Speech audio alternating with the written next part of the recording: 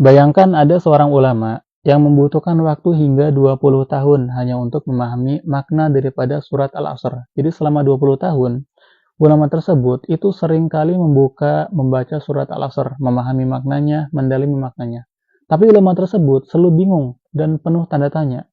Mengapa dalam surat Al-Asr itu Allah menegaskan dengan penuh penegasan bahwasannya manusia itu asalnya berada dalam kerugian. Semua manusia berada dalam kerugian, kecuali 4 kategori. Orang beriman, orang beramal soleh, dan seterusnya. Innal insan lafi khusr. Sesungguhnya manusia benar-benar berada dalam kerugian. Lalu mengapa Allah sampai bersumpah demi waktu, demi masa, demi waktu asar, wal asr? Mengapa demikian?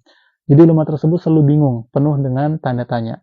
Hingga suatu hari, ulama tersebut itu keluar rumah, dan ketika dia keluar rumah, itu dia mendengar seorang penjual es yang sedang berjualan.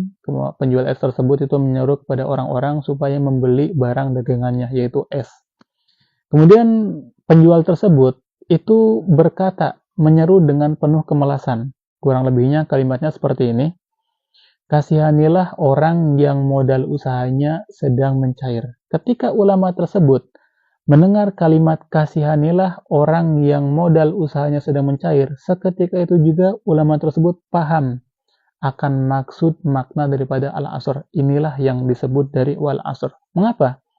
Jadi es yang beku itu kan asalnya dari air. Semakin lama didiamkan, setiap detik itu akan mencair dan akan hilang. Begitupun dengan manusia. Modal utama manusia itu adalah umurnya, usianya atau waktunya. Setiap detik yang berlalu dari umur manusia itu tidak akan pernah kembali, alias mencair atau hilang. Jadi setiap detiknya, itu modal kita sedang mencair, mendekati kematian. Nah, manusia ini selalu terikat dengan waktu. Dan waktu ini sangat amat penting bagi kehidupan manusia. Seandainya manusia tidak memanfaatkan waktunya dengan baik, maka manusia benar-benar dalam kerugian. Kecuali orang beriman, beramal soleh, dan seterusnya. Mengapa? Sederhananya seperti ini. Ada orang yang hidup di dunia mungkin 70 tahun. Pokoknya dia selama di dunia hanya fokus dengan kehidupan dunia. Dia tidak percaya dengan kehidupan setelah mati, tidak ada iman. Intinya dia hanya fokus dengan dunia. Kemudian setelah dia meninggal, ternyata dia dibangkitkan. Ketika dia dibangkitkan, dia bingung. Dan dia tersadarkan bahwasannya ada kehidupan setelah kematian.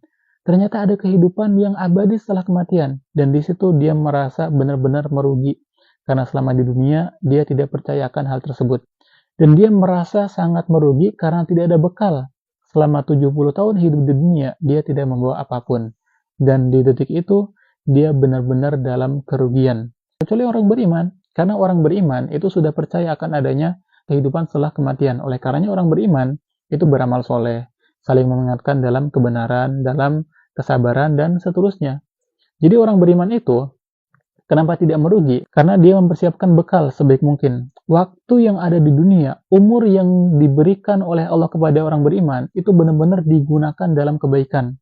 Dia sholat 5 waktu, maka akan menjadi bekal di kehidupan selanjutnya. Berbuat baik, kemudian bekerja itu ibadah, kerjanya menjadi ibadah, mencari kerjanya ibadah, kemudian tekun dalam pekerjaan, apapun pekerjaannya orang beriman itu ditekuni.